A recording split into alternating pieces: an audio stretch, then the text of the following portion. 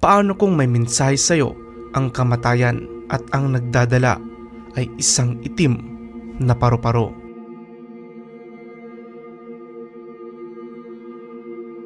Bago pa dumating ang mga Kastila, malalim na ang paniniwala ng mga ninuno natin sa espiritu ng kalikasan. Naniniwala sila na ang mga hayop at insekto ay maaaring daluyan ng presensya ng anito, mga ninuno at kaluluwang gumagabay. Sa panahong iyon, ang paru-paro ay kinikilalang simbolo ng kaluluwa, hindi man itim, ngunit may kakayahang magdala ng mensahe mula sa mundo ng espiritu.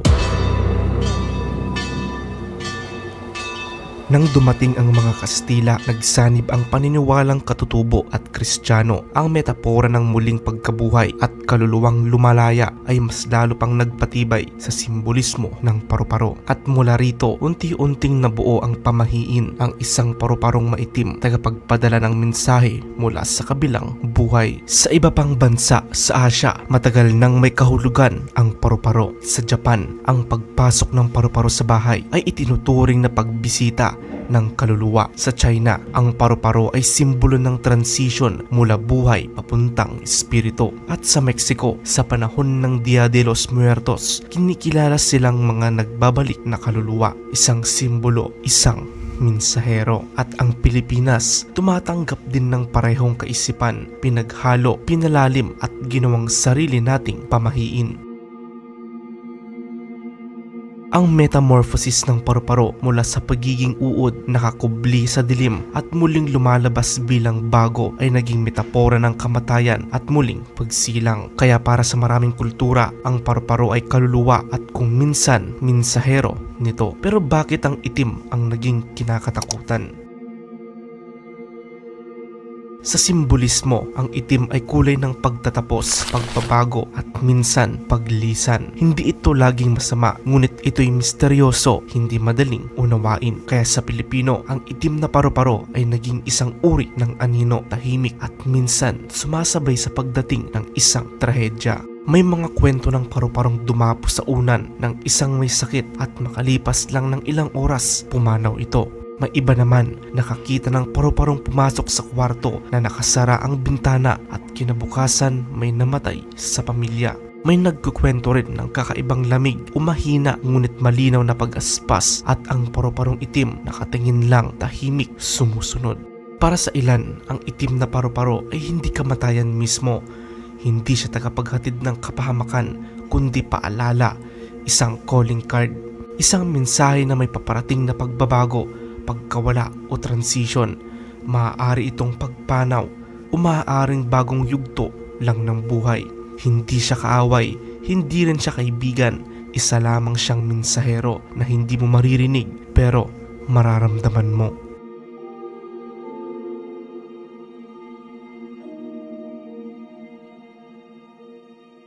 Hindi lahat ng paru-paro may simbolismong madilim. Ang paru-parong puti, ito ay kaninisan, kaluluwa, pagdalaw ng yumao. Ang dilaw o orange ay pag-asa, pagbabago o bagong simula. Ang asul, ito ay misteryoso, kalmado at proteksyon. At ang itim, ito ang pagtatapos, transition, hindi laging kamatayan kundi pagbabago. Ang kulay ay simbolo, ang kwento ay konteksto at ang kahulugan ay nakabatay sa ating paniniwala.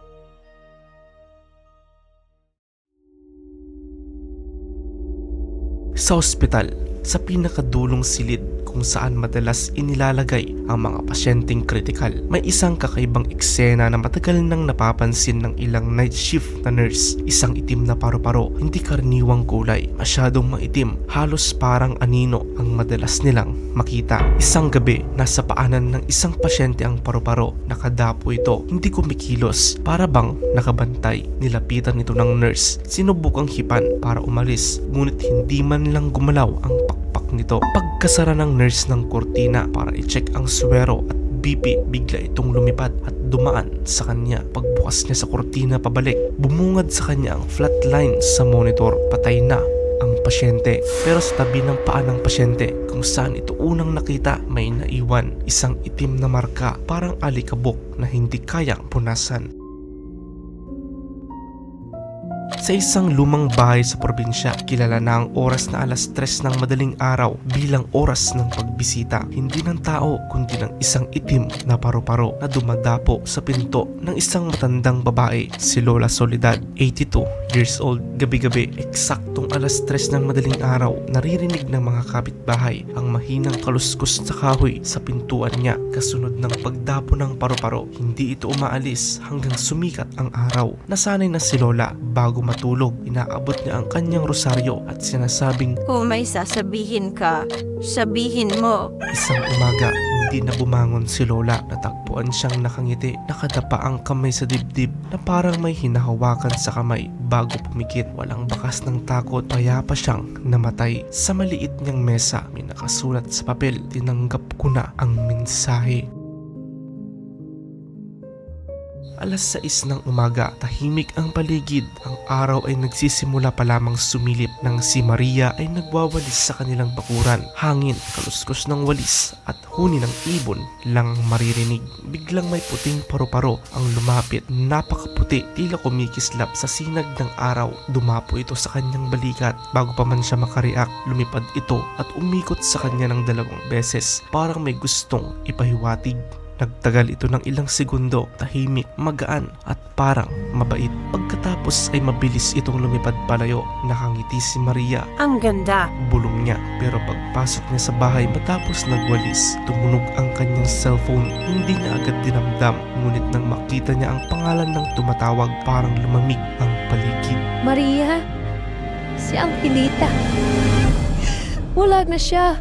Sabi ng kamag-anak niyang umiiyak, parang may humaplos na malamig na hangin sa kanya. Napalahod siya, hindi dahil sa tawag kundi dahil sa alaala ng puting paru-paro. Bigla niyang naalala ang pamangkin niyang si Angelita, ang palagi niyang kasama at sobrang malapit sa kanya.